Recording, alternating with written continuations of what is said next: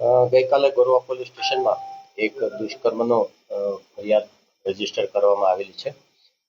સમગ્ર બનાવ એવો છે કે ભોગ બનનાર જે છે એ સેવાસી રહે છે અને વર્ક ફ્રોમ હોમ કરે છે.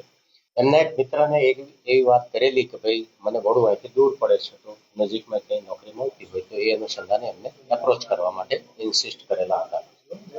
એમના કોમન ફ્રેન્ડ જે હતા તો એમને આ જે આરોપી જે છે એમને પરિચય કરાવેલો અને આરોપીએ એમની ઓફિસમાં આ ભોગ બનનાર જે છે એમને કામ પર રાખેલા હતા.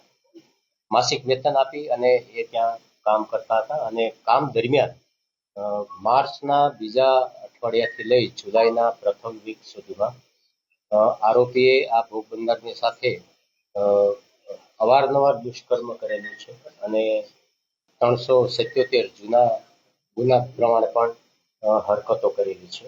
સમગ્ર બનાવ જોતા તેમાં ઇલેક્ટ્રોનિક્સ એવિડન્સ પણ પ્રાપ્ત થયા છે.